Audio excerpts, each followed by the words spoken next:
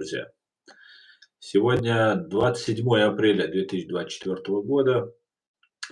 С вами снова я, Аслан Арцуев. И мы на канале Реалити. И у нас платформа открытого диалога, 34-й стрим. И у нас 34-й стрим. Сегодняшняя тема у нас: желает ли Запад распада России? Информационно-аналитический центр Президиума правительства Чеченской Республики Ичкерия. Напоминаю вам, что у нас сегодня на платформе открытого диалога очередной стрим Президиума правительства. И мы ждем Аяда Идигова. Сегодняшняя тема: желает ли Запад распада России? И дело в том, что Аяд выражает точку зрения, что Запад не желает распада России, а я же надеялся, что все-таки он этого желает. Но все говорит о том, что Аяд Идигов прав. Но давайте об этом поговорим сегодня. И какие перспективы в случае, если не произойдет развала России. Давайте об этом поговорим. Мы ждем Аяда. Вы можете, друзья, писать ваши комментарии. Почему-то я не могу, что-то происходит не то. Ждем Аяда. Ссылку я ему отправил. Посмотрим, сможет он войти или нет, потому что опять начали какие-то происходить галлюцинации с нашим эфиром. Как обычно, в принципе. Ва алейкум ассалам, Алекс. Витаю вас. Я вас, друзья, приветствую. И давайте дождемся Аяда. Ну вот у меня какие-то проблемы, наверное, Аяд, из-за этого не может войти. Вот я не могу. Снова возникают какие-то затруднения. Ну, давайте подождем, если не сможет войти, он позвонит. Так, друзья, вы можете писать ваши комментарии, как я уже сказал. Также наш стрим идет на платформе открытого диалога на канале Президиума правительства Чеченской Республики Ичкерия в Телеграм. И кто хочет, тот может зайти и напрямую задать вопрос, пообщаться с чеченской властью. Единственной легитимной чеченской властью. Как-то так, друзья. Так, ждем Аяда. А вы можете писать, друзья, комментарии, я пока могу ответить. И мы тут видим, что в Телеграм у нас зашла Алла, Муса, Иса, Мустан, Харигали, ну, все наши, которые обычно заходят. Так, Алла, если вы меня слышите, можно, пока Аяд не включился, я задам вам такой же вопрос. Распад России, как вы думаете, избежен или неизбежен?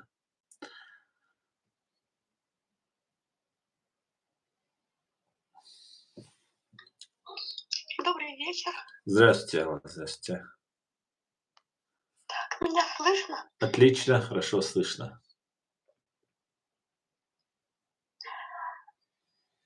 Ну, что я могу об этом сказать? Судя по влиянию Запада и Америки, судя по их настроениям, мне кажется, что этот процесс очень затяжной. И, наверное, они не заинтересованы, чтобы Россия распалась. Так думаю. И потому как снабжается вооружением Украина, то есть могли бы помогать больше, чтобы Украина окончательно победила. Но мы этого не видим, к сожалению. И народ российский сам по себе тоже непонятно. очень много этих добровольцев, призывников, хотя некоторые бегут, но многие воюют в Украине. Да. Алла, В общем, и да. извините, а вот такой вопрос. Вы помните те времена, помните, когда они напали на нашу страну, вот тут все это начало, все вот этих процессов? И тогда я помню, еще я молодой человек был, я помню, что были разговоры, что Россия сейчас распадется и так далее, и так далее. И тогда тоже ж были эти разговоры, но в итоге такого не произошло. Или не было таких разговоров? Наверху имеется в виду, где-то там.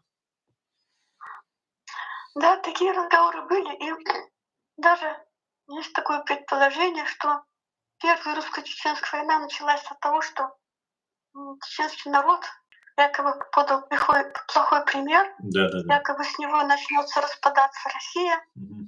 вот, и поэтому якобы началась эта Первая русско-чеченская война. Мгм. Но хотя это было десятки лет тому назад, этого не случилось, как мы видим. Я думаю, что то, что сейчас происходит в России, Мгм. ну, мы видим, что Кремль с Путиным, с олигархами, конечно, это временщики, но они зарабатывали деньги на этой нефти, на газе. Россию совершенно запустили. Никаких работ по восстановлению этих сел, даже городов не производится. Российская армия, Путин даже признал, что сейчас не настолько дееспособна, какой была раньше. В общем, я думаю, вот как Джахар говорил, что этот будет то затухать, то сопротивление России, то подниматься и затянется лет на 50. Ну, если отсчитать время от 90-х годов, то еще, наверное, До лет 40, 20 будет до медленно 45, угасать. до 45-го. Да. Да. Вы имеете в виду 45-го? Ну, Я говорю, где-то с до, 90-х. ну, до 45-го года. 50 лет как раз где-то в 95-м он Ну это да, сказал. да. Да, это единственный его прогноз, который я хотел бы, чтобы не сбылся. Но, по всей видимости, все идет к этому.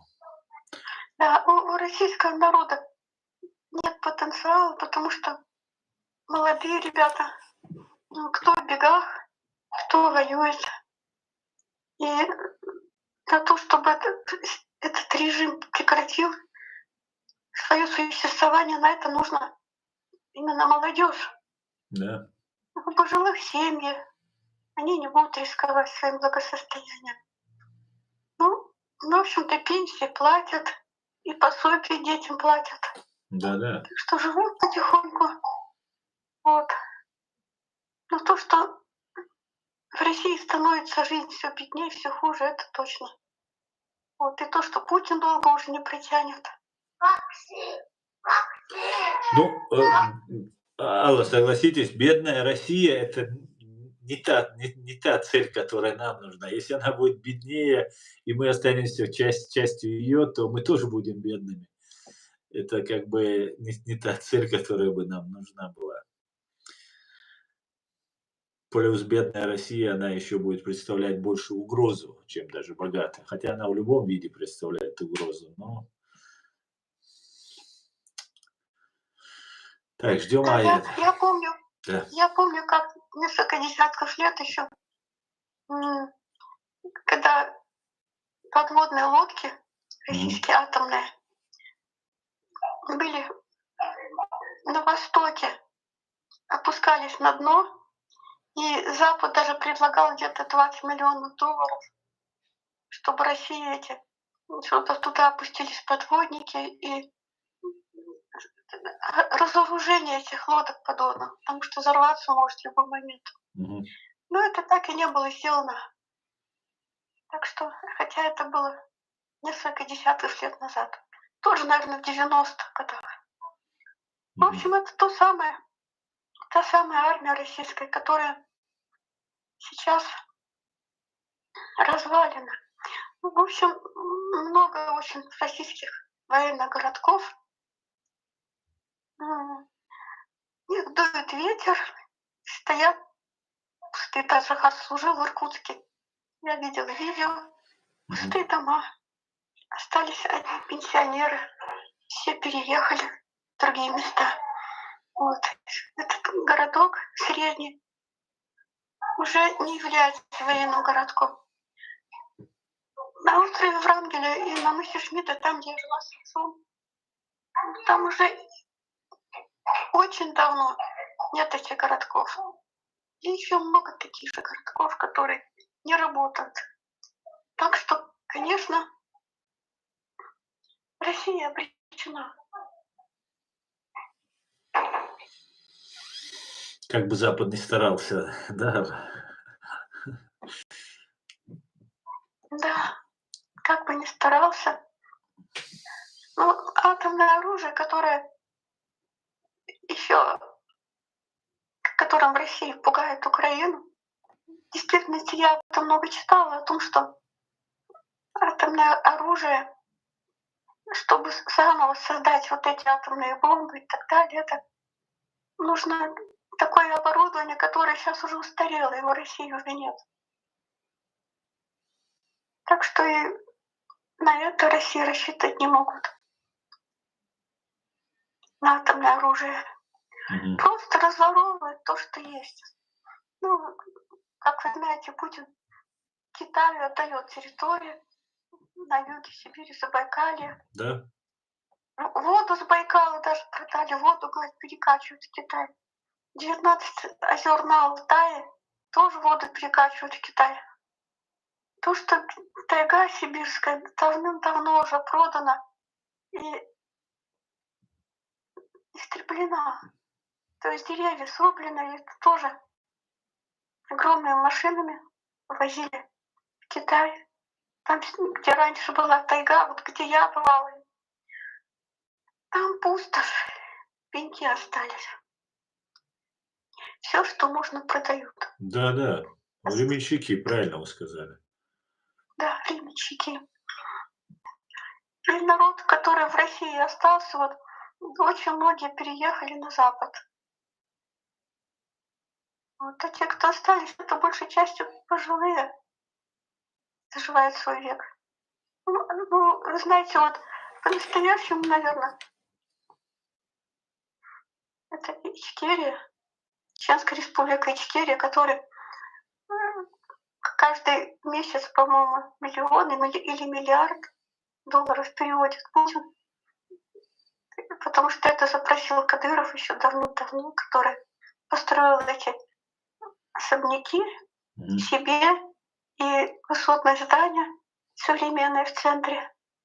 Так что более-менее изо всех республик процветает Чеченская республика Ичкерия благодаря этим вложениям, которым якобы Путин откупился от Кадырова на Кавказе. Мгм. Вот. Но в Грузии пророссийская власть. Хотя сейчас тот же президент Грузии Соломея заключила договор с Западом, с НАТО, по-моему, о том, что тоже собирается там поддерживать, но это пока что вилами на воде писано. Так, а Азербайджан, он, Эрдоган, это турецкий президент, помогает Азербайджану, помогает им деньгами, Мгм. и Казахстану помогает, то есть тюркоязычному населению. Говорят, собираются создать новое образование, турецкое государство. Ну, а что еще? Какие еще там? Армения. Армения всегда была вместе с Россией.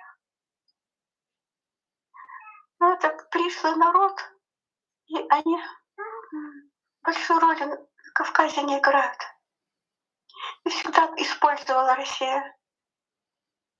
Дагестан никогда не собирался выходить из состава России и заявлял об этом. Кабардино-Балкария, там только балкарцы мусульмане, а кабардинцы это христиане. Тоже желание выйти из состава России не заявляли об этом. Вот и весь Кавказ. Но благодаря климату на Кавказе народ живет все-таки намного лучше, чем в самой России. А средняя полоса и черноземье всегда там был не урожай, и давно уже поля не засеяны. 700 тысяч сел разбиты, в них никто не живет уже, и остались только развалины домов на русской земле. Города, коммунальные услуги не работают в городах, дома не подновляются. В общем, все ветшает на наших глазах. Россия уходит в прошлое.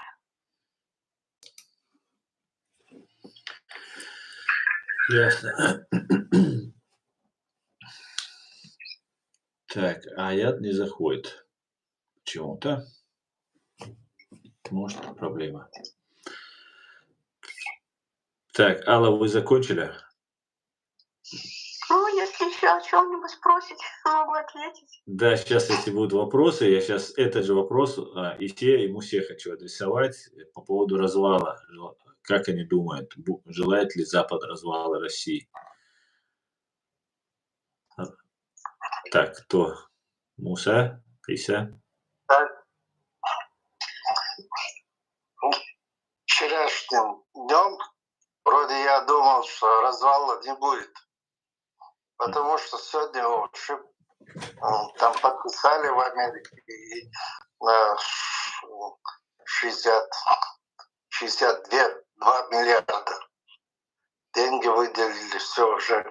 И даже уже в этом Польше самолеты прилетели с этими, как его, ракетами и так далее.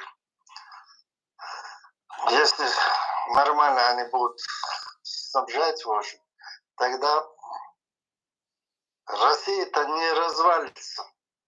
Могут просто экономически они и некоторые республики тоже вот как Кабардино-Балкария, потом Карачаево-Черкесия, Осетия. Они вчера уже вроде они поступали уже Астрахань. Астрахань. То они. Как? Астрахань. Ну, что говоришь? Нагайцы. Новые. Нагайцы. Они выступали, вроде хотят отделиться и так далее, что, мол, у нас есть условия, и климат хороший, и ископаемые хорошие, типа такого. Если потом вот на севере, в общем, если кто-то будет разваливать Россию, тогда, может, что-то и будет. Потому что когда, в общем, они беднее станут, Россия, тогда их легче, в общем, развалить, короче. Вот такое. Но единственное, сегодня, в общем, подали, в общем, оружие, в общем, Украине. И посмотрим, что будет дальше. Муса, ты считаешь, что распад, он не неизбежен все-таки? Совсем я не могу сказать. Да, не 100%, но вероятность допускаешь. Нет, экономически, когда если они вот тогда могут они как-то развалиться.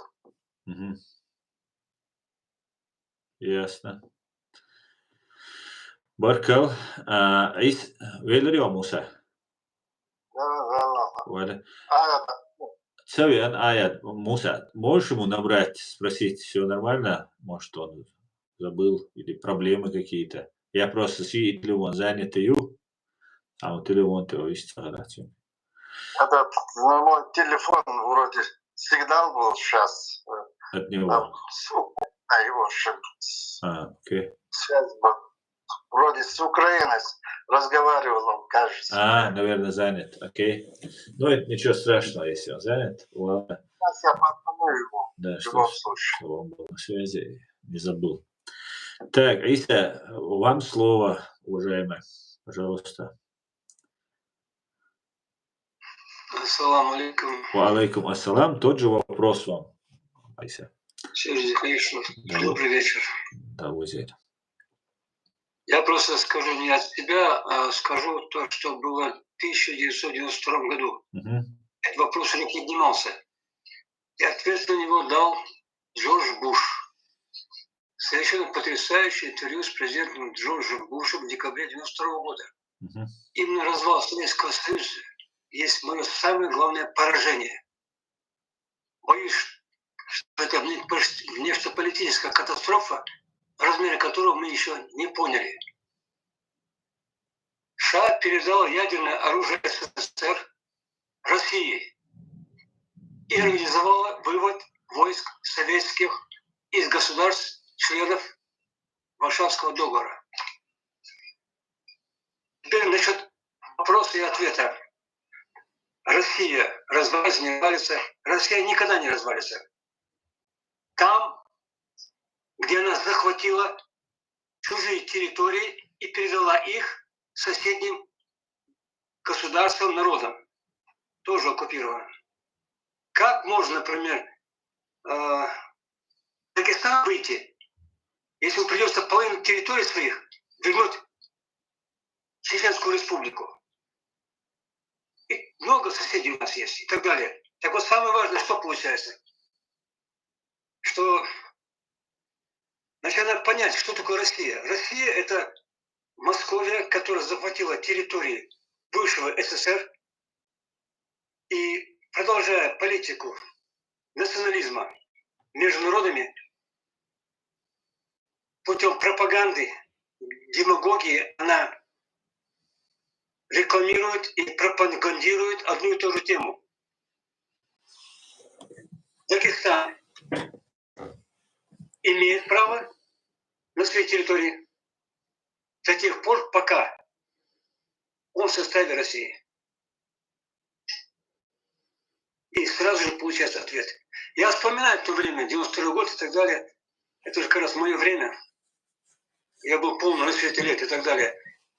Я же не знал эти вещи. Я постоянно в Москве крутился, в Санкт-Петербурге, там много, Петербург, Ленинград не было. И самое главное, что там было? Начался вывоз войск с Европы. Варшавский договор. И не только в Европе, и там Азии тоже там были они. И вот эта вся масса, это были советские войска. Где-то в 91 году началась странная, как называется, преломление всего. В газетах началось печататься, что выезжают не советские войска, переезжают, возвращаются, а российские войска переселяются в Россию. Как понять, советские войска, и вдруг российские войска возвращаются? А потом пошло следующее. В Подмосковье получились целые города, городки палаточные. Всех этих солдат, офицеров на положении войны поселили в этих невыносимых условиях. Год прошел, два. И когда пришло время зубки попробовать свои, как сказал Буш, развал СССР, боюсь, что это катастрофа, которую мы еще не поняли. С ядерным оружием. Ведь Америка уговорила Белоруссию, Казахстан, Украину отдать свое ядерное оружие России, чтобы она никогда больше не воевала. И вопрос не стоит в гражданах России, а вопрос стоит в том, что господа России, которые сидят в Кремле, пока они не сменятся, такая Россия никому не нужна. Вот сейчас именно об этом идет речь. Если Россия не изменится, то она никому не нужна. Если появятся люди, которые способны отвечать за нее, тогда нам интересно было поговорить о такой России.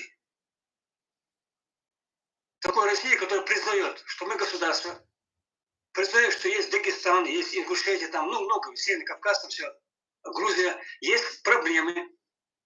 Они ее решают не ядерным оружием, не спецоперациями, из-под тишка, а вот конкретно, согласно международного права. Вот об этом надо говорить именно так, считаю я. Там можно ответы найти. Но такая Россия, которая сейчас, ну это как Гитлер, если Гитлером поговорить, может он успокоится. Может быть, Сталин успокоится. Эти фраера никогда не успокоятся. Теперь пришло время их наследников. Будем трижды прокляты. Мы сделаем все, чтобы они осиновый кол куда надо было вбить им. Но, к сожалению, мы не лишние. Надеюсь, что мы не одни. Баркал. Баркал, Айса, Баркал. Так, если есть вопросы к Али, к Мусе, к Исе, можете задать вопросы. И тема сегодняшняя: желает ли Запад распада России? И вот мы сходимся во мнении, что все-таки нет этого желания. Не видно этого желания. Хотя, да и заявления, декларации не было, что мы развалим Россию, там, 3-10. Не было такого. Есть, знаете, почему я тоже склонен считать, что ваше мнение, оно правильное, потому что, ну вот там по тем же вот симулякрам, которые тут существуют в Европе, по развалу России, антиколониальные какие-то там движения, там конференции, встречи происходят. И не видно честности, настоящности не видно в этом. А ведь можно симулировать все, что угодно, но гнев народа и волнение народа, и поддержку народа, идею для народа, ее нельзя симулировать. Она должна появиться на самом деле. И вот чем она ценна, тем, что ее нельзя в лабораториях экспертных каких-нибудь институтах ее придумать, и весь народ ее примет. Это не так. Так, друзья, пишите ваши комментарии и задавайте ваши вопросы. Да, конечно, Алла. Хочу добавить. Да, пожалуйста, Алла, пожалуйста. Да, вы абсолютно верно сказали, что когда нет идеи, ее нельзя придумать. Вот я вспоминаю, когда Горбачев начал перестройку, падение Берлинской стены приняли с таким ажиотажем, и Германия, Восточная Германия и Западная Германия соединились, но русские, проживающие в Германии, Восточной Германии, они так привыкли к культуре, к жизни благоустроенной Германии, они не захотели уезжать. И там осталось, и до сих пор живут 5 миллионов русских в Германии. Теперь она уже единая. Потом Дальний Восток. Помню, было заявление дальневосточников, тех, которые жили на побережье моря.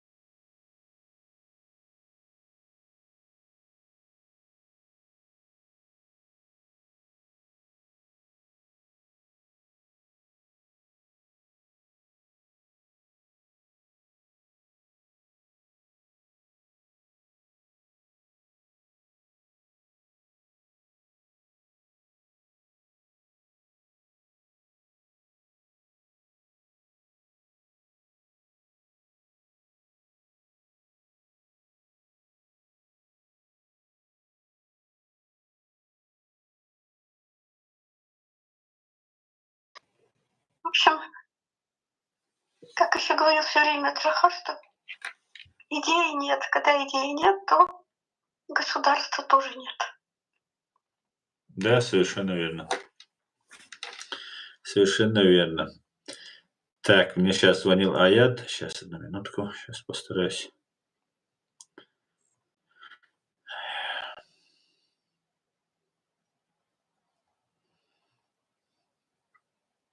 Я могу еще продолжить. Да, конечно, продолжайте. Я пока тут попытаюсь Ну, настроить.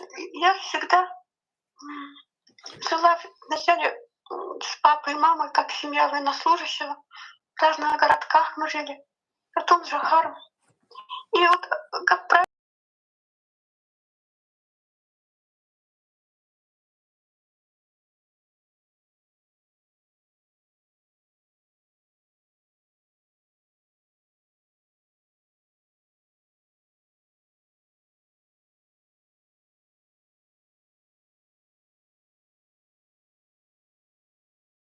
прослужил больше 12-13 лет на Востоке или в Сибири, отправляют на Запад. А Запад, так было раньше, в Сибири на Восток. И все мечтали попасть в Украину. Конечно, тогда Украина была единая с Россией, все вместе, вот эти городки военные. Вот, мы попали в Полтаву, удивлялись, насколько богата природа этого края. Там, где эти фрукты падали буквально под ноги на улицах, когда наступала осень. По сравнению с Сибирью, где мы когда жили, яблоки появлялись только в августе, 1 месяц продавались. А мандарины привозили перед Новым годом по 5 килограммов, раздавали в каждую семью. И вот, конечно, это мечта тех военнослужащих попасть на Запад, попасть или в Украину, или в Белоруссию, в которой тоже сельское хозяйство очень развито, как природа. И в Крым тем более. В общем, я думаю, что эта война с Украиной, наверное, тоже большей частью потому, что раньше продукты с Украины привозили, их заставляли сдавать. И, в общем-то, Украина кормила Москву, Петербург, как и Беларусь. И сейчас, наверное, и Москва, и Петербург нуждаются в продовольствии. По крайней мере, сама Россия только сидит на нефтяной огле, ничего не производит. Им все завозили. Они приезжали, забирали, отправляли составами. Такие дела. Так, я закончила. Спасибо. Спасибо, Алла. Так, ждем Аяда. Аяд сказал, сейчас войдет.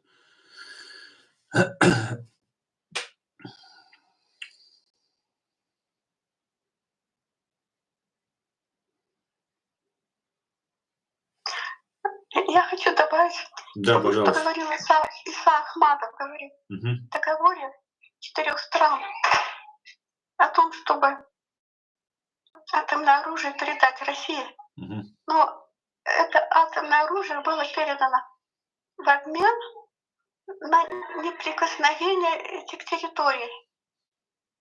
То есть Украина подписала этот договор Варшавский с условием, что ее территория не будет захвачена Россией.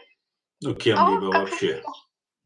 Да, но, как видите, Россия не соблюдает ни одного договора подписанного.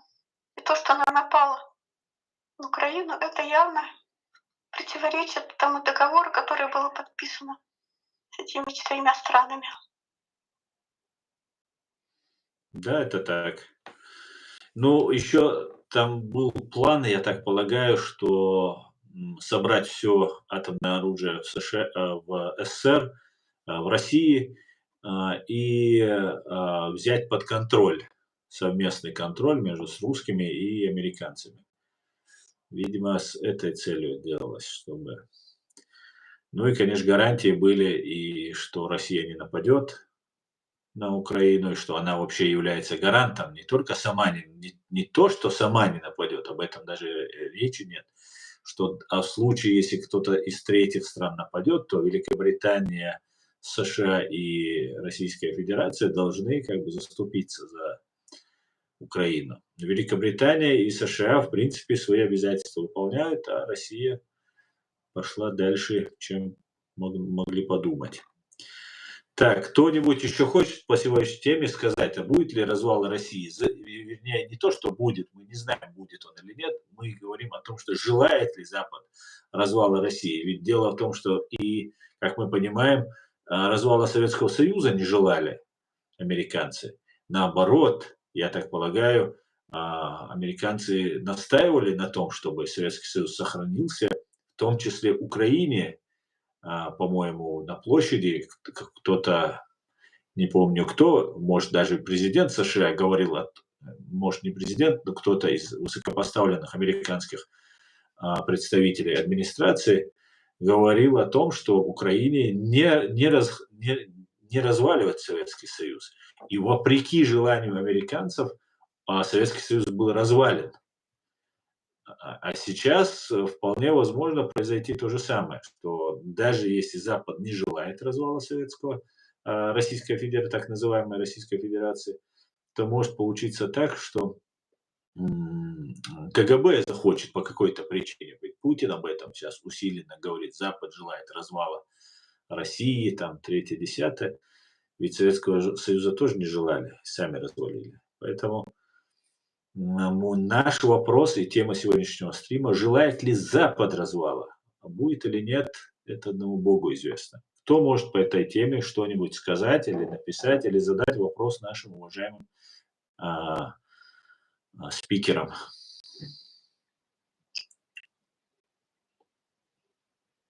Алло. Да, Аят, Машуль. Маршал, да. Ты у меня включился интернет почему-то, сейчас только включился. Проблема. Так что я всех приветствую. А там, чтобы по YouTube зайти, ты там меня должен принять. А вот не вижу я, не вижу. А я сейчас вышел оттуда, не могу сейчас там дать. Давай еще раз я попробую. У меня не появлялось ничего. Лареш, а что? Я вижу и слышу. Нет, в Ютубе, мы про Ютуб, Алла. А я сейчас попробую тогда еще раз в Ютубе. Сейчас я запрос даю, мне там идет ответ. Организатор вас не видит или не разрешает войти, написано. Поэтому я сейчас еще раз попробую. Нет, тогда, наверное, надо что-то перезапустить, наверное, мой YouTube ролик сегодняшний. Подожди, я сейчас, ты, может, не слышал, поэтому я сейчас попробую еще раз, секунду. Так, вот, секунду. Я не видел, Солареш, аж мувает. Я понял, да. Какие-то странности у меня тоже. Вот сейчас вот я присоединиться пишу, вот идет ожидание организатора написано. Вот, я ничего не вижу. Значит,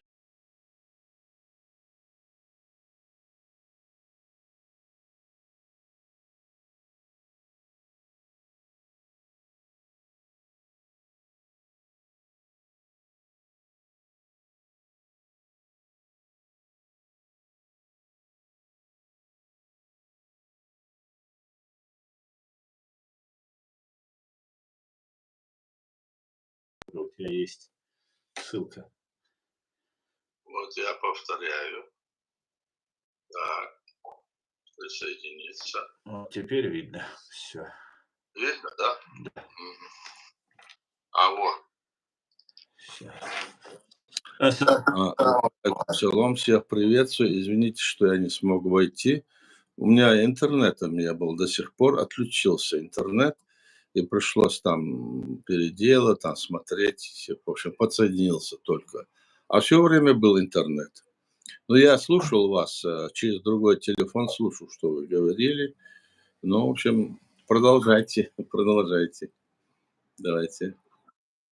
Если есть... Алла, вы не кончили? Аллу, она хотела еще сказать что-то.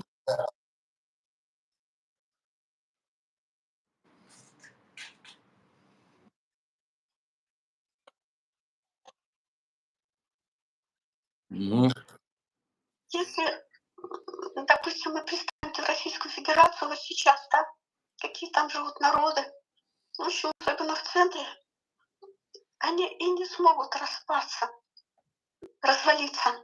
То есть заявить о своей независимости, потому что они сами себя не обеспечивают.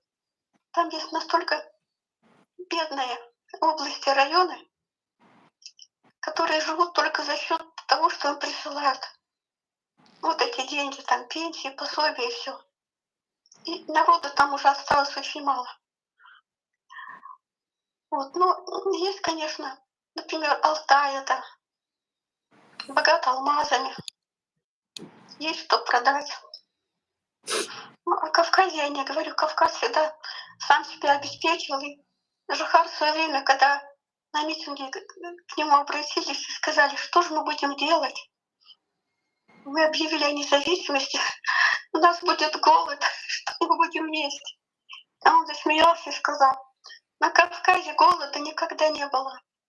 К нам привозили людей из Поволжья, детей, когда там был голод, с Украины. Кавказ — это такая богатая земля. Мы никогда от голода не умрем. Мы еще другим поможем.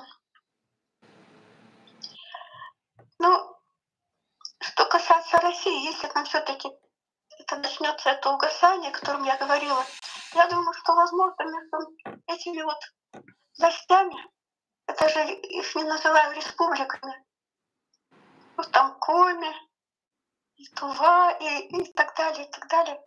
Я вот вспоминаю, читала книгу о чукчах «Тундра и море». И вот 2 раза в году они собирались на берегу моря и обменивались, был товарный обмен. То есть, например, с моря меняли сушеную рыбу, икру, потом моржовый жир, шкуры моржовые. А с тундры привозили мясо оленей, панты, рога оленей, с которых шили кухлянки с этих с оленьих шкур. Мясом запасались эти чукчи, которые ловили рыбу. То есть был товарообмен. Вот я думаю, если в России начнет так вот постепенно угасать, то, наверное, эти области сами между собой начнут придумывать, как выжить. Наверное, начнется такой же товарообмен. Другого выхода, наверное, у них и не может быть. Ну вот такое мое мнение. Спасибо за внимание. Спасибо большое, Алла, спасибо. Спасибо. Аят, и сегодняшний, как ты знаешь, как вы знаете, сегодняшний наш стрим называется «Желает ли Запад распада России?» И ваше экспертное мнение по этому поводу. Вы настаиваете на том, что вы не видите признаков желания, настоящих признаков желания развала России. Пожалуйста. Если нет, я скажу. Да, пожалуйста. Да, дальше добрый вечер еще раз.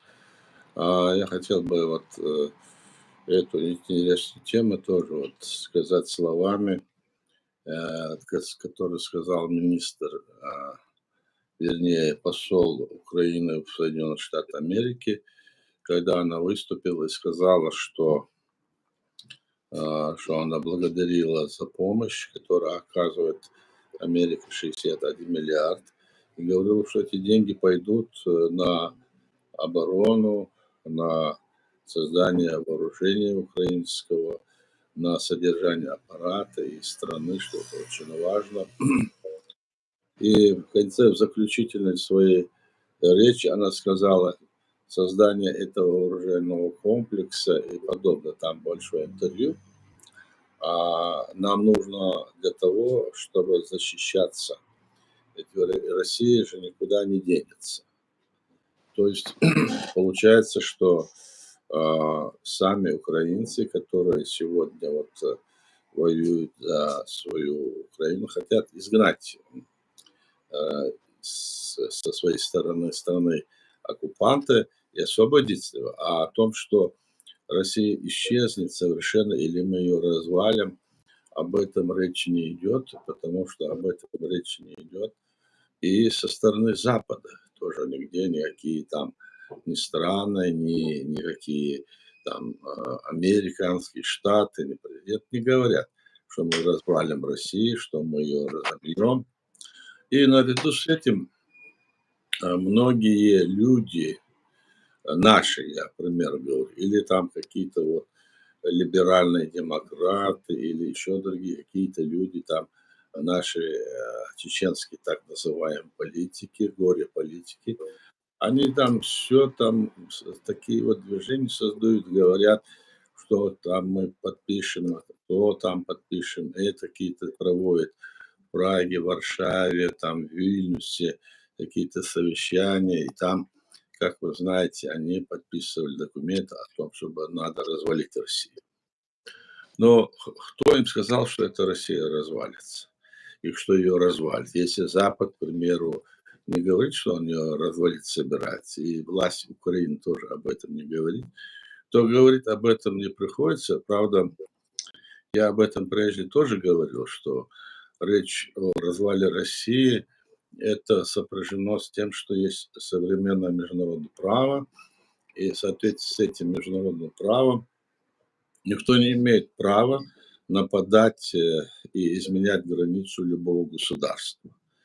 Так как Россия общепризнанное государство, хотя она незаконно создана, то с точки зрения международного права на нее нападать никто не будет. Ведь не собирается Соединенные Штаты или Европа быть похожи на российскую власть имперскую, которая вот нападает на соседние страны, вот нашу страну, Грузию, ну и Украину, естественно, Молдову, и захватил еще это Белоруссию.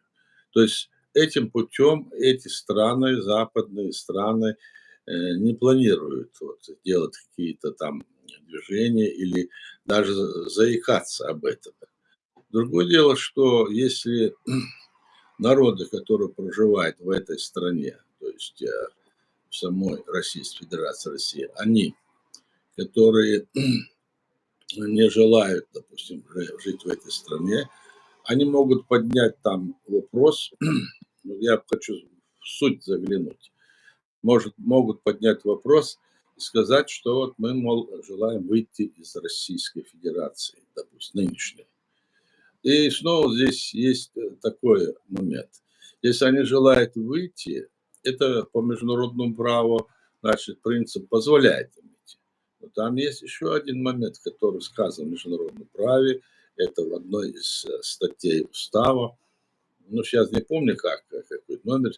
Ну, точно там есть. Все это знают. Там сказано, что желание любого народа, право на самоопределение, имеющего, должно быть согласовано и одобрено властью той страны, в которой находится эта территория, этот народ, допустим. Разве Путин даст разрешение на выход из состава России кому-нибудь?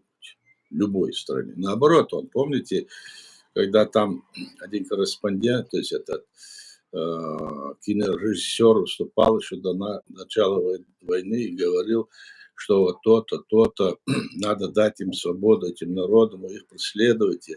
Я фамилию забыл его, этого российского кинорежиссера. Сакуров, по-моему. Сакуров, да.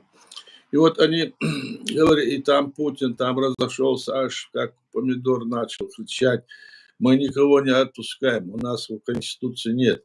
Это из Советского Союза можно было выходить, а из России никто не выйдет, если вы помните этот разговор. То есть, с одной стороны, Ельцин и Путин, значит, захватили эту власть и никого не хотят оттуда выпускать. Значит, этот барьер раз и есть. О чем вот говорят вот эти либералы или другие там вот даже эти наши деятели, которые себя изображают властью, или вот эти общественники, которые тоже говорят, мы пойдем там, сделаем то, захватим, или как они заявили, там мы проведем референдум о статусе. То есть как будто бы все, значит, преобразовалось, развилось, что международное право не действует. Да, международное право несовершенно, может быть, в чем-то, оно и несовершенно. И даже его не все соблюдают, это международное право. Но для таких вот стран, вот как мы, и даже для Украины, это непозволительно, чтобы она напала на какую-то страну. Мы с вами не видели ни одну страну в мире, которая бы вот так вот напала безосновательно, без каких-то там, вот, допустим, если нападали там, скажем, на какую-то там, на Катар, да, помните, или на Кувейт там, или на какую-то другую. То есть там было какие-то согласования, какие-то договора, что они взаимно там друг другу будут помогать. А, допустим, Ирак напал на Кувейт, и потом он был опроверг и развален этот, уничтожен, потому что он был агрессор. В этом случае, и даже он был не то что развален, власть там была изменена, но в Ираке власть иракского народа есть. Может быть, она и какая-то там проамериканская, но она есть. То есть я хотел обратить внимание на эти вещи, когда здесь вот в Украине есть какие-то батальоны российские, там российский батальон, ну, несколько батальонов, и потом еще к ним подсоединяются так называемые наши самозванцы, и там подписывают документы, мы развалим, мы пройдем, мы пойдем, и мы даже подготовим вам все там документы, как это сделать, Конституцию подготовим. Ну, в общем, вот эти вещи, они говорили, мы с вами свидетели тому. Поэтому не надо вот на эту, как говорится, удочку попадать.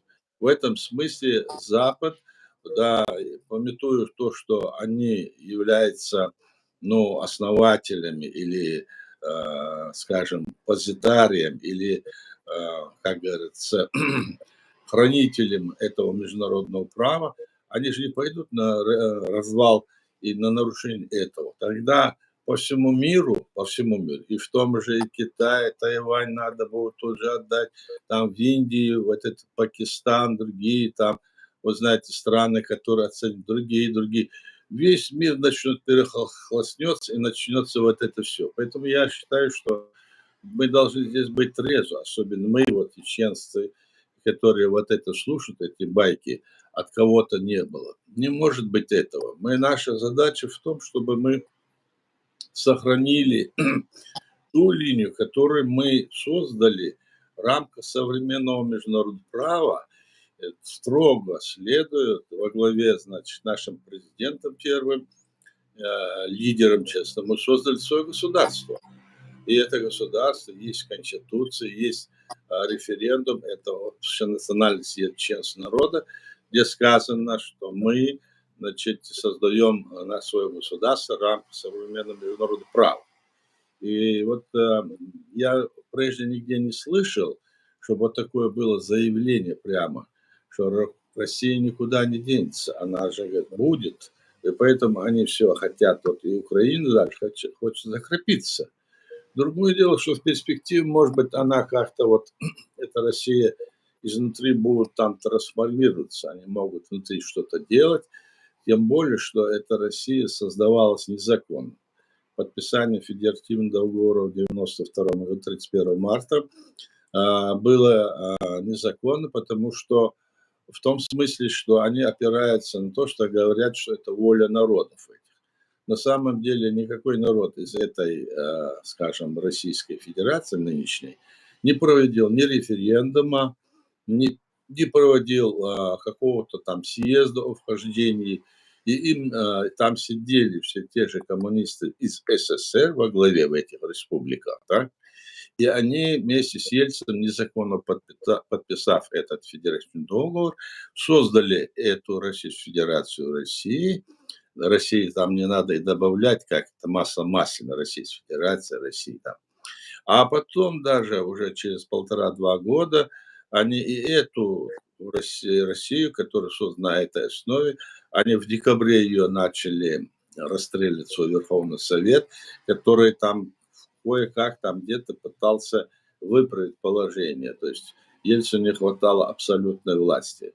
Они смели все эти договора, они, значит, развернули ситуацию таким образом, что даже Конституцию приняли незаконно, путем опроса населения. Не как должно быть, не так, а как сами сделали конституцию, сказали, что это законно, и в эту конституцию вписали нашу страну, как будто мы являемся частью России, мы об этом говорили.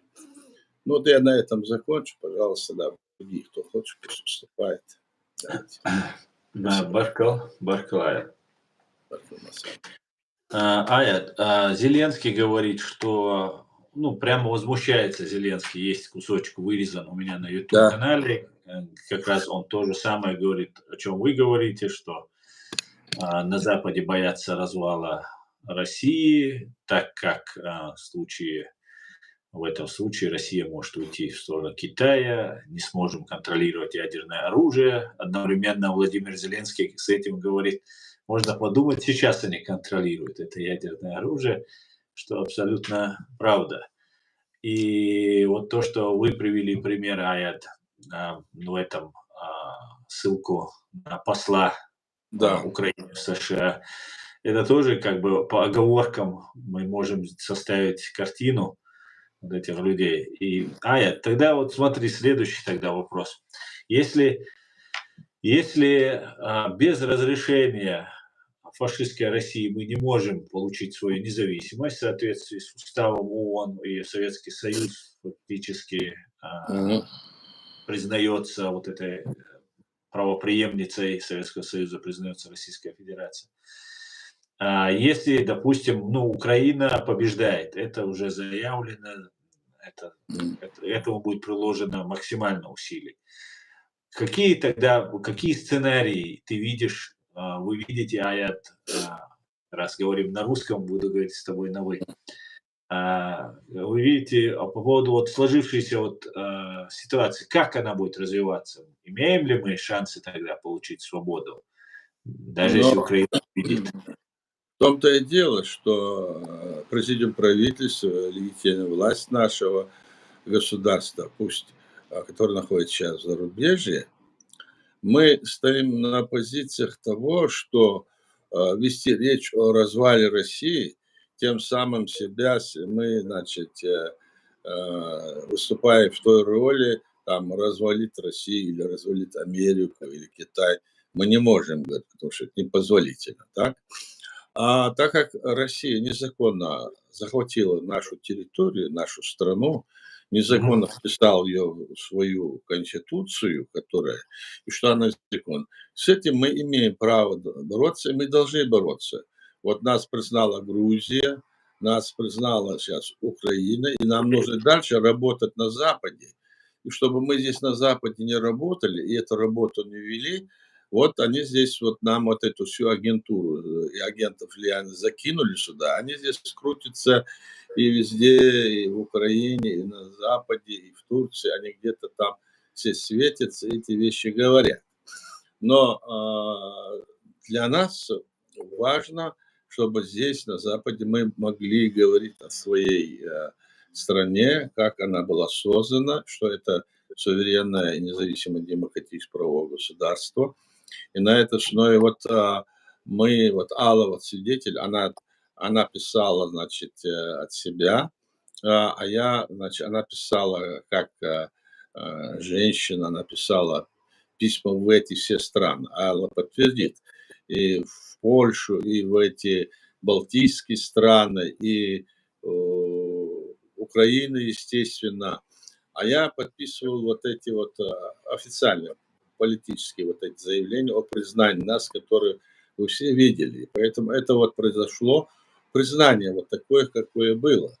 Нам нужно эти наши дела, которые были в странах, которые я сказал, нам нужно там продолжить и дальше продолжать. Однако здесь эти наши так называемые горе-политики, они здесь раскручивают идею, что нам это государство наше не нужно, значит, мы создадим другое. Одни говорят Горскую республику, другие там еще называют несколько, другие говорят, создадим религиозное государство. Тогда если подумать, вопрос встает. Вы хотите создать. Значит, вы хотите создать, а не освободить. Если вы хотите создать, значит, получается, вы хотите откуда-то выйти. А если откуда-то выйти хотите, то вы считаете, что наша территория есть часть России. Понимаете, вот это, там заложена вот эта вот хитрость.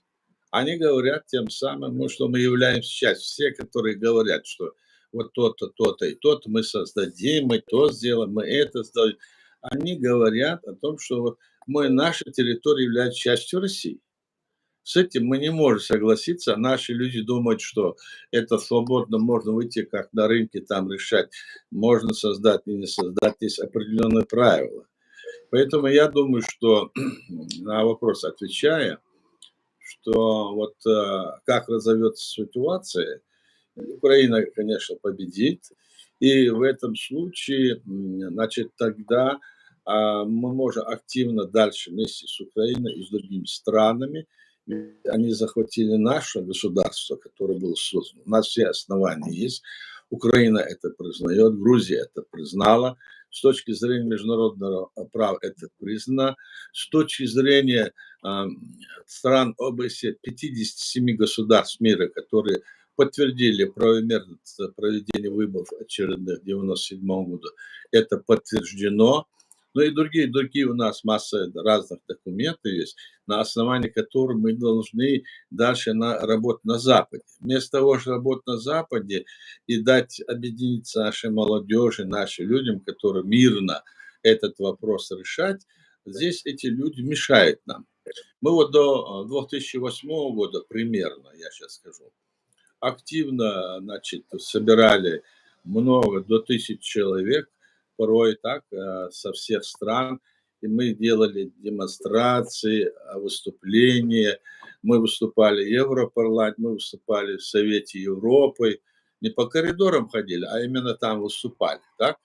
И там эти заявления были, у нас это все есть. И потом, значит, были вот и в разных странах мира, в том числе и за океаном. Так что работа такая велась, и после этого вдруг появилась, видимо, с подачи нашего друга, в кавычках, Кремля, значит, появилась из Ближнего Востока, то ли Саудовской Аравии, еще появилось сообщение, начали его активно здесь по всей Европа среди нас говорит, что вот мы, мусульмане, чеченцы, мы не имеем права, значит, выступать, голосовать, это нельзя делать, это запрещено в соответствии с религией, и вот это вот, и вдруг появились люди, которые вот это начали пропагандировать, и резко пошел упадок вот этих вот наших движений, появились другие люди, которые вот начали принимать решение о том, что мы часть России, что мы в составе России должны решить вопрос, принимали в 2001, 2002, значит, 2003 году, там, в 2007 году незаконные вот эти вещи. То есть пошло все как клубок снежный, все пошло. Но это не означает, если даже они это все делали, это не означает, что мы как будто сошли с этих рельс.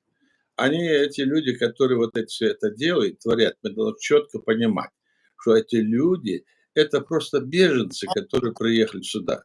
Они не имеют никаких прав, они не имеют права говорить от нашего народа, они имеют право принимать какие-то там делать заявления. Если даже их принимают там, даже в Украине, их уже они ответили, что это вы понимаете, что вы общественная организация. Те там ходят, говорят, что вот мы просим нас признать, потому что мы здесь себя там объявляем власть. Тоже их не признают. То есть все это происходит, вот поэтому идет вот такая, скажем, борьба, и все эти движения делаются при, значит, конечно, я мало сказать, при поддержке, при именно обоснованной, направленной работе агентов влияния Кремля. Одни люди, которые в этой группе находятся, тех или других, они работают не потому, что, значит, они это понимают. Многие наши люди в этом деле некомпетентны. Хотя многие понимают и не верят, некоторые не верят, что это может быть. Конечно, ничего не может быть, если мы не будем действовать. И действовать в правильном направлении. И потом говорят, вот нам не нужен такой-то, мы создадим, вот у нас только такое может быть государство или такое. А то, что это государство наше создало, наш народ, это они вообще не считают. Это прошло, там, говорят, 30 лет. Так за эти 30 лет, 15 лет мы воевали. 15 лет мы воевали. 5 раз на нас Россия нападала. Мы против них, сколько там, значит, побед, 4 России изгоняли. Мы принимали массу документов и проводили выборы очередные. Это все как будто стирая, это ушло. Эти вот так называемые люди ведут здесь пропаганду, в которой они называют нас и сепаратистами, и что угодно, и как угодно все это выставляют. Ну, вот так, это об этом можно говорить и дальше, я не буду распространяться, но я думаю, достаточно вот, для того, чтобы вот на этот вопрос ответить. Спасибо. Спасибо, спасибо. А я сегодня читал вашу статью от 2017 года, где вы пишете про Бартмашу там и так далее, где Ичкерия уже, где пишет вот этот руководитель этого организации, этой Бартмаши, пишет о том, что Ичкерия канула в лету, что ли, или перестала существовать. Ичкерия ушла в историю. Ушла в историю, да. Причем сегодня же этот человек представляет себя ичкерийцем. Да, да. Они и туда, и сюда, значит. Но эти люди, они должны понять. Они, может быть, и хорошие ребята, может, не понимают, но из себя изображают, что они такие большие специалисты. Не надо это делать. Надо вернуться в наше конституционное поле. И на этой основе здесь позволить не дробить нашу молодежь, не дробить наших людей. И на этой основе объединяться. Здесь мы должны видеть, по каким признакам против нас вот выступают, по каким признакам. А признаки и внешние, и политические, и, значит, правовые, все, которые используют против нас Кремль. Не понимая это, эти несут какие-то вот такие вот идеи, которые неприемлемы, во-первых, нашим народам. Почему я говорю? Потому что никто не может сказать, что вот наш народ, там они не мусульмане. Еще вопрос. Они не были религиозны. Раньше, кто создавал наше государство, не были религиозны. Они недостаточно были религиозны. А эти вот, которые сейчас где-то учились, пришли, и вот они стали более религиозны, и поэтому то, что они создавали, нам не нужно, они говорят. Но кто эти, кто? Беженцы, обычные беженцы, а кто давал право им? Нет, это никто не давал. Ни в одной стране, даже в Коране сказано, народ я вас создал от Всевышнего. Так? А это народ отодвигает и говорит, это не надо, и вот такие вот дилетантские вещи или специальные вещи говорят. В общем, мы должны на этой линии стоять и приглашать наших молодежь, не поддаваться этой пропаганде, если мы хотим действительно значит, развиться, значит, освободить нашу территорию, значит, создать условия для проведения очередных выборов нашей легитимной власти. Уж дальше, когда там будет наш народ жить, развиваться дружно с другими народами мира, то мы получим такое развитие, которое получает и остальной мир, и должны в этом направлении трудиться. Я так думаю. Спасибо. Я хочу добавить. Да, пожалуйста, Алла, пожалуйста. Я хочу сказать, что сейчас опять появилось это, опять выплыл Удуков своей пропагандой. Угу. Это его работа еще в свое время, когда был жив Шамиль Басаев, это видите, сколько лет назад, лет 20, по-моему. Короче говоря, тогда на него были большие нападки, и ему задали вопрос, что первично, свобода или шариат. И он тогда ответил, свобода. Потому что только свободный человек может принимать решение, вводить шариат или не вводить. В первую очередь свободно, да? Да, он ответил, конечно, свобода, первично. И получил так много проклятий со стороны удуговцев. Потом, я помню, в то время очень много было судов, европейских судов, когда подавали в суд и получали деньги за то, что увозили во время зачисток или уничтожали мужчин или расстреливали. Короче говоря, в Чечне люди получали после европейского суда, после просмотра европейским судом этих данных, документов, десятки тысяч долларов они получали. Да, было. И тогда в этом Дуговском Кавказ-центре была статья, которая заканчивалась о том, что за эти красные бумажки, так они называли доллары, как будто люди продают свою совесть, свой ислам, что якобы настоящие мусульмане не имеют права подать в этот светский суд, европейский суд, только шариатский суд может судить. А шариатский суд откуда может взять деньги, чтобы заплатить тем, кто подавал в европейский суд на возмещение убытков? То есть Дугов как мог в своем Кавказ-центре так искажал то, что происходило вокруг, и очень многие поддались его агитации, и вот до сих пор это происходит. Как ни жаль. До сих пор. А потом я хочу сказать что-то еще о развале России. Конечно, наступило такое время, когда, что бы мы ни говорили, не хотели, но, тем не менее, ухудшение народа российского, всей Российской Федерации, это все падает вниз, и все идет к концу. Конечно, Эрдоган со своим Азербайджаном, с Казахстаном поделится в итоге. Потом Китай, тут Сибирь захватит. И Япония, Дальний Восток. Я думаю, даже Аляска, наверное, присоединится. Аляски этот. Самый восточный край побережья бывшего Советского Союза, сейчас это Федерация, присоединится к Аляске, чтобы как-то выжить. Ну, а то, что произойдет в европейской части, начиная с Урала, в России, я думаю, наверное, по принципу домино.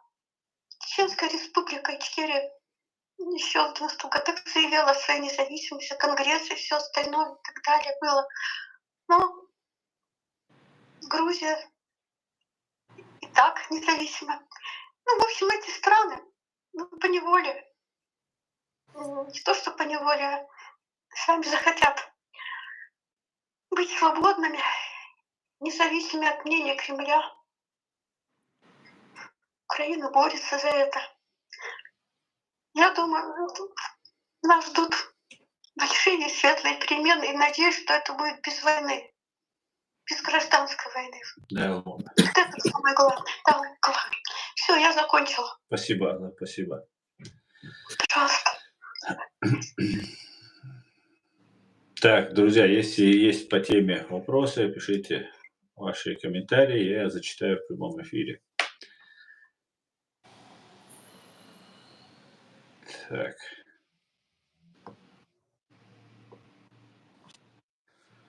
Вопросов не вижу. Ну, если нет вопроса, давай сворачивай. Ты немножко опоздал, поэтому давай немного посидим. Давай. Да, потому что один раз в неделю только на русском языке бывает, и хотелось бы, чтобы ты... Хорошо, давайте вопросы, которые возникают, мы на них будем пытаться объяснить, сказать свое мнение. Тут Хали-Гали хочет вопрос задать, поднимает руку. Сейчас я Давайте. Татарин, Санкт-Петербурга. Давай. Так, Шамиль, я вас слушаю. Мы вас слушаем. Извиняюсь. Ассаламу алейкум. Ва алейкум салам. Я просто у меня есть вот такие вот темы, если вы меня послушаете маленечко. Извините, вы только вопрос, Шамиль. У нас стрим... Вопрос, да. Центра, Если только вопрос, да. Мне тогда вопрос к тебе, Аслан. Можно мне тебе, например, позвонить, например, на WhatsApp?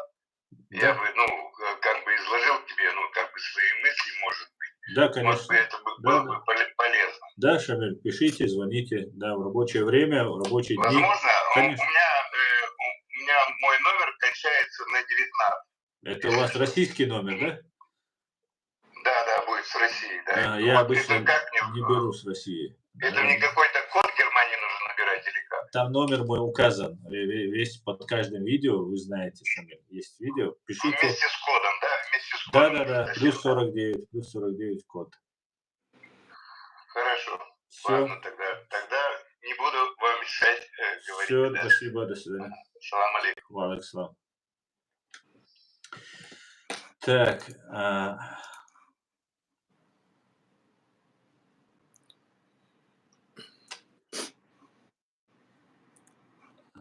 это вопрос 95 Кавказ. Это не мне вопрос. Это не нам вопрос. Мы не топим. Вот сейчас Аяд распространяет, сильно информация, пропаганда распространяется по поводу, что России нужно жить, Чечении нужно жить в согласии, в мире с Россией там, и так далее, и так далее. И я вот наблюдаю, разделились люди, которые вчера топили за шариат, сейчас они эту тему немножко завуалировали, и сейчас они уже демократы, и они объединяются. Люди, которые, вот тот самый русскоязычное турецкое издание «Кавказ-центр», их модераторы, их журналисты, кто писал на это или пишет, продолжает писать. Вот эти люди все объединяются в какие-то там разные группы, несмотря на то, что они откровенно видят, что одни люди откровенно работают на Кремль. Вот в связи с этим, Аят, не может ли случиться так, что когда произойдет, например, признание нашего президиума, признание нашей государственности, и поедем домой там, и так далее, эти люди связаны там, с российской разведкой, там, с другими разведками, и у них есть свои джамааты. Не получится ли так, что сейчас против Кадырова, против России они ничего не делают, а когда придет туда демократическая чеченская власть, например, они вас всех объявят врагами ислама, там, и так как меня они сейчас обзывают на каждом своем удобном случае. Не произойдет, что вот гражданскую войну они нам просто развяжут? Во-первых, вот что. Все те, которые объявляют это, говорят, если они действительно чего-то хотят или там, подумайте, они прячут свои лица. Это, знаете, прячутся за этими, наверное, 90% сидят агенты России. Это же так? Они и в Телеграме, и в других, они под разными там никами, открыто они ничего не говорят. И все, что они говорят, там мы должны мирно с Россией жить. А разве мы не хотели жить мирно в России?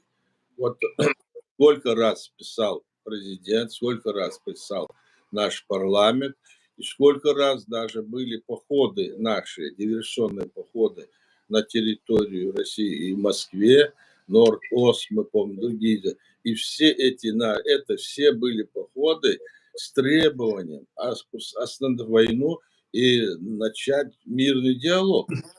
То есть, как будто бы мы не хотели, как будто наш народ не хотел мирно жить с северными соседами. Напротив, мы этого хотели. Мы были и с ними на переговорах много раз, и встречались, и говорили. Они хотят, чтобы мы под этим предлогом того, что вот мы должны мирно жить с Россией, они хотят в состоянии, когда мы рабы, а они хозяева. Вот об этом они говорят, мирно жить. Какой мир может быть с теми, когда люди, которые, или власть, которая не считается, скажем, с человеком, могут его убить, растерзать, уничтожить, так, унизить. Весь народ, да, и весь народ. Они не только, допустим, это делают в отношении скажем, нашего народа и других народов, не русских, они и этот русский народ сами вот так гнобят. Так? Мы же это знаем.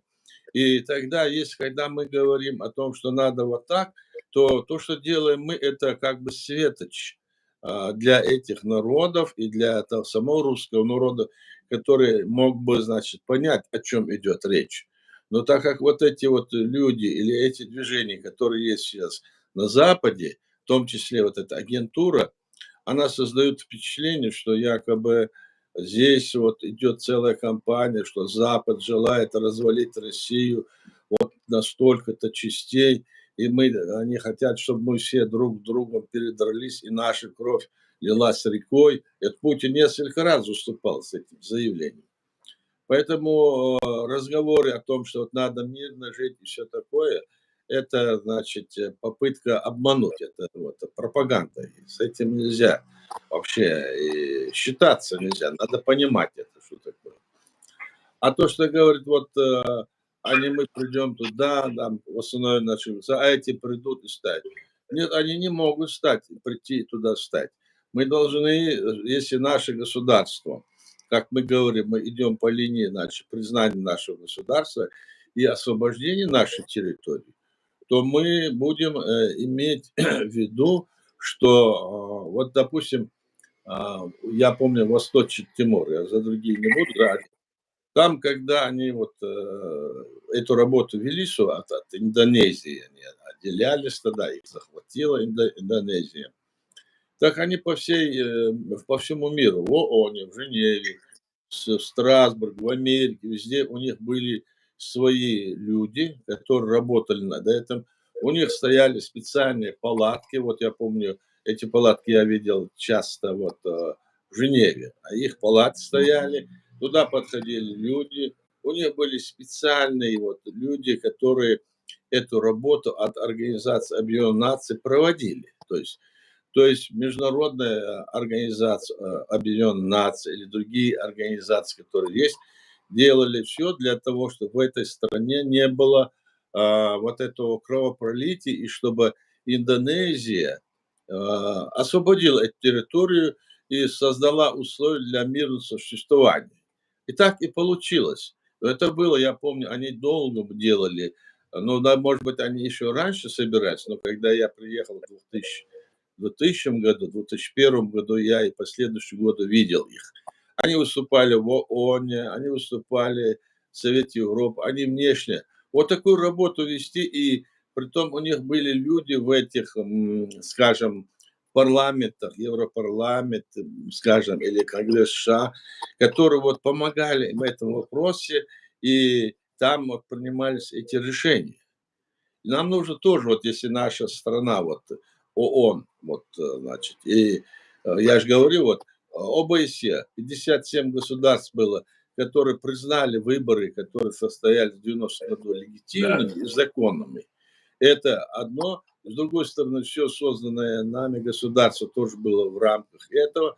И с другой стороны, мы все знаем, что все вот эта клевета, которая шла против нашего государства, это была ложь, и мирное наше существование наших президентов, даже всех президентов, все хотели, начиная от Джохара Дудаева, и, естественно, Яндарбиев, помните, был в Кремле там, потом и Масхадов, и все, они хотели тоже, говорили о мире, о мирном сосуществовании. А они нет, мы, мол, это. Почему они это делали? Не потому, что они, скажем, им срочно нужно было, чтобы... Не потому, что мы были частью России. Мы никогда в эту новую, образованную, это новая страна Россию, мы в нее не входили, не подписаны этим федеральным договор. Они это делали лишь только потому, что у них была, значит, политика в этом, тайная политика, хотя она была белой ниткой вшита. Это экспансия по захвату всех территорий бывшего Советского Союза и даже, значит, исторической России, они говорили. Помните, они вообще разошлись, они там на своих этих телевидениях, там мы империя, мы возьмем, дойдем до Лиссабона, там Азия, все такое. Они разошлись, как у этого у этого Высоцкого, разошлись, так и сыпали все изо рта, что вот мы там возьмем это, мы это сделаем. То есть у них эта идея была, они поэтому напали. В первую очередь, наиболее казалось им легче напасть на нас. Ну, у нас они очень долго застряли, и мы им давали, как говорится. Но мы очень много людей потеряли, и сегодня оккупирована наша страна. Мы это должны рассказывать, и наша молодежь это должна знать. И если молодежь это не знает, то они снова и снова это в крови, чтобы мы постоянно вот так, как говорится, кувыркались. Это нельзя делать. Мы должны это решение значит, принимать в помощи международного сообщества, так скажем, международных правозащитных организаций и государственных организаций. Я имею в виду ООН, Европа, Европейский парламент, другие. Вот что надо делать. А то, что они придут и там скажут, мы такие-сякие, закон должен действовать жестко там. Ни один не должен это поднимать. И мы будем твердо вот на этой станине или на этой основе стоять. И народ должен, народ не то, что должен, народ будет поддерживать, я думаю, эту линию. И он и поддерживает, и создал свое государство именно поэтому, выйдя из Советского Союза. Вот так я считаю. Баркалаят. То ли вы хотите еще сказать? Алла, у вас включен микрофон, может, вы хотите что-то сказать? Да. Пожалуйста. Джихар говорил, что мы обречены на совместное существование там с Россией, потому что мы находимся рядом. И он всегда хотел мира с Россией, и даже погиб во время переговоров о мире. Но перед этим он написал 11 пунктов, которые собирался предложить Ельцину. И он был уверен в том, что ему 20 минут хватит после переговоров с ним, чтобы убедить Ельцина о том, что мы не враги, а друзья России. В эти 11 пунктов входило и совместное воздушное пространство, дорожное, экономическое. Он даже предлагал нашу армию, чтобы чеченская армия, чтобы была под управлением армии России. То есть штаб находился в Кремле. И когда я очень удивилась, спросила его об этом, он сказал, потому что, говорит, очень трудно содержать армию. И, конечно, они пришлют и снаряжение армии, и машины, оборудование. То есть, говорит, это мы сможем вместе отбить любую армию мира, вместе отразить. А если мы останемся одни, то можем стать игрушкой в руках других стран, стран религиозных, знаете, которые были бы рады захватить Ичкерию. И мы сейчас это видим. И тогда в Ичкерии начнется война, внутренняя война. А говорит, что если эти 11 пунктов Ельцин прочитал бы, исполнил, тогда мы были бы защищены, и наша армия, и российская армия. Вторжение других армий с востока. Но не получилось, к сожалению. Алла, я добавлю, если можно, чуть-чуть.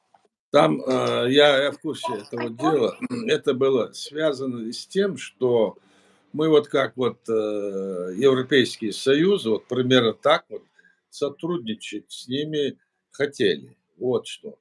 Но некоторым может показаться, что Алла говорит, что мы чуть ли не под них идем. Нет, полностью наше все, наше правительство, наши законы, все. А в дружестве отношения могли бы делать с Россией. Вы также имеете в виду, Алла, я понимаю? Как ОДКБ? Как ОДКБ. Ну, АДКБ, об этом мы тогда и речь... Ну, наподобие, я имею в виду. Может, это... Ну, наподобие вот Европейского Союза. Вот что имеется в виду. Да, как Европейский Союз. Да, Алла. Алла, вы скажите о том, как вы писали вот эти письма в разные страны по нашему признанию, когда вы писали и в Украину, и там. Расскажите, пожалуйста, об этом. Потому что я там говорю о том, А вы помните, вы писали эти письма, рассылали всем? Можете? Нет, я помню, но я уже забыла фамилию. Я помню, что мы обращались не только к правительствам этих стран. Не, мы писали, значит, вы писали президентам, вы писали президентам, Сената, Польша, Балтийские страны. Главам парламента. Да. Просто я не помню фамилии. Ну, фамилии-то не надо, в принципе, да.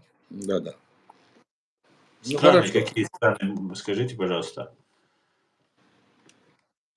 Это были все балтийские страны, я напомню. Балтийские страны и Польша. Это была Украина. Потом Латвия, Литва, Эстония.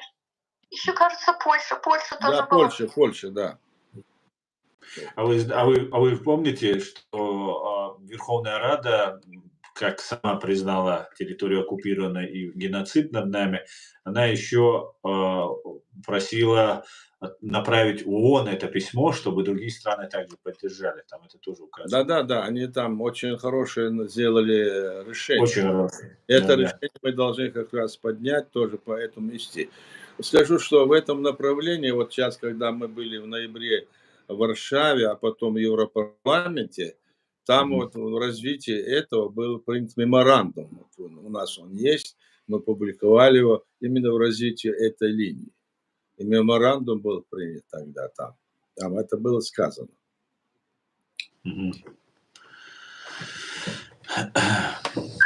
Отлично. Так, кто? Иса, пожалуйста. Иса, ты хотел сказать? Да, мне очень сильно зацепила, как по-русски, затронула очень сильно тема, которая была сказана Аллой Дудаевой.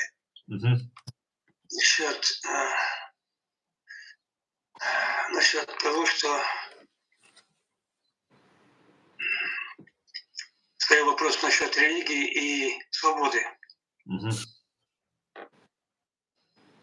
Ведь это же самое главное для нас. Нам так сильно мешает то, что мы не свободны. Басаев, когда отвечал на вопрос у Дугова, я у Дугова знал.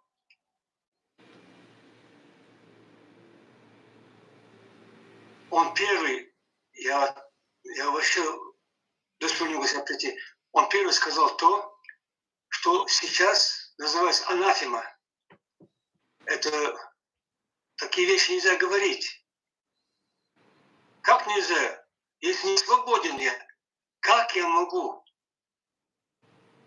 молиться и верить, если я раб? Вот Павел Дудаевич зацепил эту тему, и так четко это вдруг, оно так сильно стало, как будто живое. Если это наш дух, это сказал Басаев. Это очень серьезно. Это вот ответ на то, что, чтобы объединиться, надо все-таки признать, кто прав, Басаев или Удугов. Спасибо. Баркал, Иса. Я хочу сказать еще несколько слов насчет Басаева. Там от Басаева дают, как будто он там религиозный фанатик, экстремист и все такое. Там надо сказать, что он был воин, и притом очень хороший воин. И он говорил, я только воевать буду, я могу это в политике я не разбираюсь. Я много, мне приходилось с ним говорить, разговоры были. Я помню, на переговорах, которые были у нас в 95 году, тоже у нас была встреча, он говорит, я воин, я не знаю, вы политики, вы решайте. Я пошел туда и хотел спасти, а вы там, значит, этот договор с Россией подписываете так, как надо, на меня не ссылайтесь.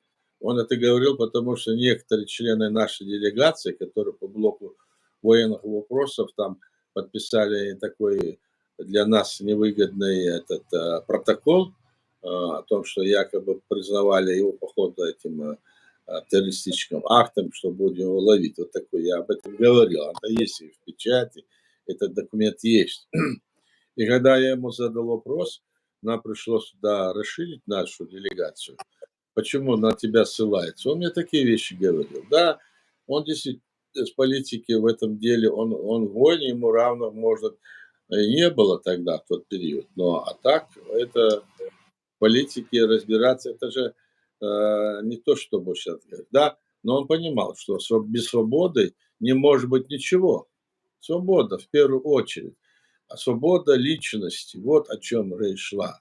Он должен, свобода личности, должен быть свободен от политического преследования, должен иметь экономическую, социальную свободу, свободу получения информации, ну и все остальное так и так. Это очень важно. И в то же время я хочу сказать, вот мы говорим вот демократически, повторяется, государство. Ведь наши предки веками жили в условиях, значит, когда вопросы решались демократическим путем. То есть наше управление нашим обществом, страной, который в то время был, ну, которого не было репрессивного аппарата, они совещались и решали, значит, на мехтел, это значит парламент, можно сказать, да, на котором решались все вопросы. То есть это демократический способ управления. Мы там вот в президиуме тоже так вот этот вопрос подняли и так делаем. Потому что по-другому в перспективе и жить, и там это все делать, одному дать власть в руки, это не присуще нашему народу. А здесь они говорят, нет, должно быть так, народ не может избирать, это не должно быть. Вот это навязывают все те, которые сегодня хотят отойти от нашей базовой линии, которая принята нашим народом в 90-м году, а потом создание нашего государства. Мы вынуждены были сделать такую вот конституцию принять и в этих условиях бороться, потому что на нас нападали со всех сторон. Мы же знаем это. То есть демократия – это есть власть народа. Власть народа. Они все это изображают иначе. Якобы это неправильно. На Западе это демократия, поэтому у нас тоже не может быть. Эти разговоры пусть они ведут сколько им угодно, но это не относится к нашему народу. Ну, в общем, такая ситуация, на мой взгляд. Я хочу добавить, не зря у чеченского народа приветствие «Приходи свободно, будь свободным». Маршьёва. Это Да. очень здорово. Такого Да. приветствия нет ни одного народа мира. Да. По-моему. Именно это так, главное, да. от чего нужно от предков, как сказал Ахьят Идигов, это идет от предков. Это идет Да. от истории, от славной истории 400-летнего противостояния, когда чеченский народ хотели сделать рабами. Я думаю, что это будет всегда. Потому что князей Да, никогда не да, было, да. царей и феодалов. Все были равны. И вот когда мы это все говорим, Алла, сейчас я продолжу, пожалуйста. Я хотел бы, чтобы это понимали наши молодые люди. Вот, чтобы понимали те, которые выехали за рубеж. Чтобы понимали те, которые находятся там у нас, в оккупированной территории, нашей территории. Если они это не будут понимать, они будут обмануты, как всегда обманывали нас. Невозможно отойти от наших основ, так, и позволять вот эти все решения, которые приняты нашим народом, изменить. Никто не имеет это права. Это прямо записано в нашей Конституции, что никто не имеет права. Ни личность, ни общественная организация, никакая власть не могут это менять. Прям записано. Поэтому мы исходим из этого, когда говорим. И особенно мы видим, как сильно, значит, идет пропаганда против нашей молодежи. Те люди, молодежи, которые сегодня учатся на Западе, которые здесь находятся, они тоже как бы сидят в тени и в общем, поджав, как говорится, плечи, пока еще. Я надеюсь, они распрямят плечи, станут и поймут, что нам нужно делать то, что делали наши предки. Мы должны свободно решать наши проблемы и на Западе, и у себя там дома, и в отношении с другими, скажем, странами мира. Знаете, я помню, всегда я вспоминаю одну вещь, что когда наш народ был выслан в Казахстан, и там больше половины людей нас убили наши, представляете, больше половины людей убили.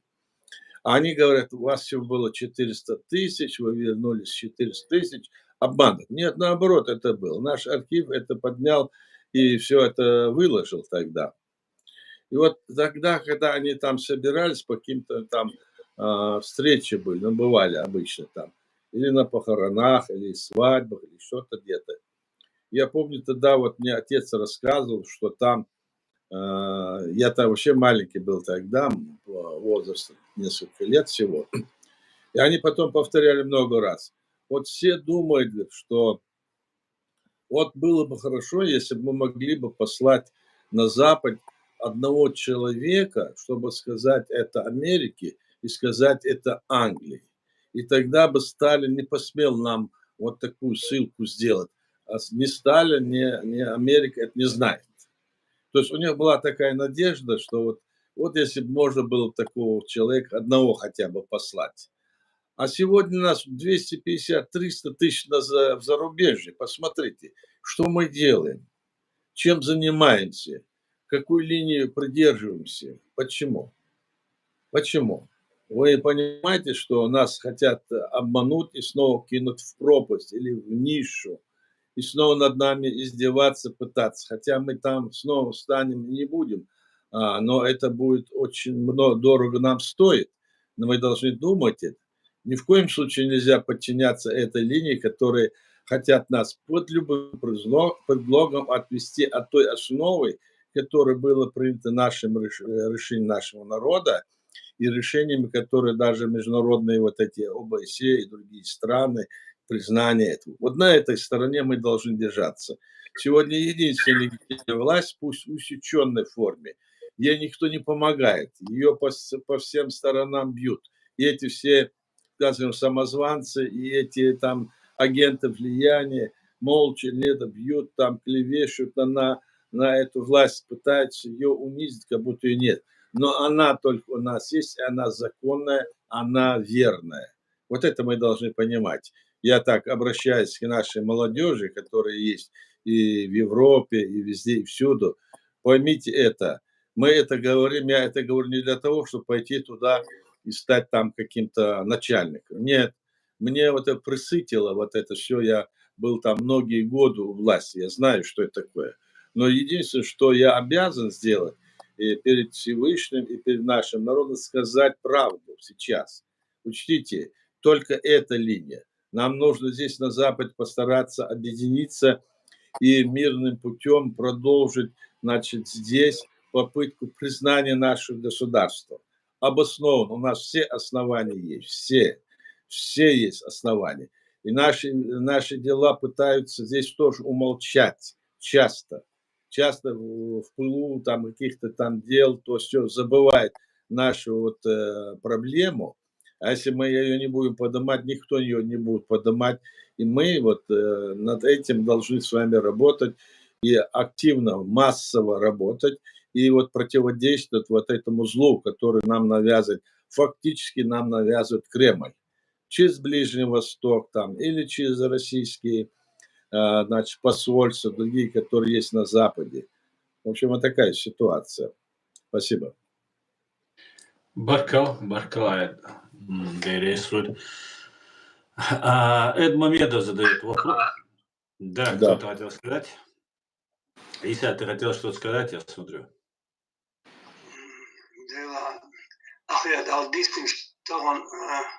Так серьезно. Когда была депортация, мы еще надеялись на справедливость. Если вдруг мы одного-двух человек отправим в Европу, там, в Казахстане, да, США, да, когда мы там в депортации были, надо найти умного человека, отправить его, и он расскажет, и они нас поймут. А сегодня нас 240 тысяч, и мы не можем ничего сказать Европе, это так сильно, даже стыдно. Неужели это правда? Behmovilaisia iza dēts un huvezarē un stēli velčkainā nohķiet atsevišķi bilšu bubē. Раскрыватла отсюда. Ну, я таких не видел, правда. Может, и было, да. Да, агентура плакала, наверное. Уэллер, Айся. Да, Айся выключил микрофон, закончил. Тут один вопрос от Эда. Ага.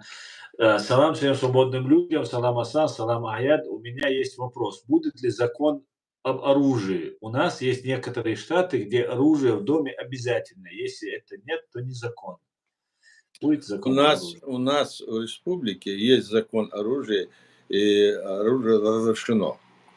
Еще 92-й, 3 год принято. Я ответил ему. Слышишь? Да, да. У нас оружие позволено. В Америке то же самое. В Америке оружие разрешено. Это Да. желание народа американского. Потому что каждый народ должен быть, это каждый человек имеет право свободы, защиты своего дома, своей семьи. И поэтому там этот закон об оружии принят. Да, у нас есть-то есть.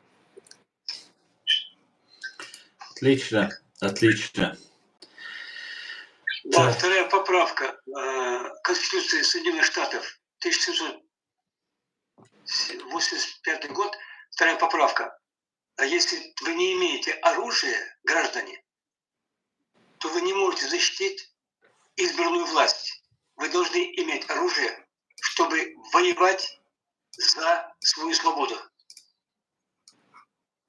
Да, право на восстание, право на оружие. Мне тоже кажется, если нет оружия, то это не доверять своему народу. Это, конечно, такая интересная тема. Да, это так. У нас в некоторых штатах это просто обязательно. Обязательно что это? Иметь оружие или же иметь разрешение на оружие? Мне кажется, во всех штатах, где разрешено оружие, то разрешение должно быть. И я думаю, что это очень важный момент в этом деле, потому что наркология и психодиспансер должны быть неподкупны, и чтобы левые не могли получить оружие.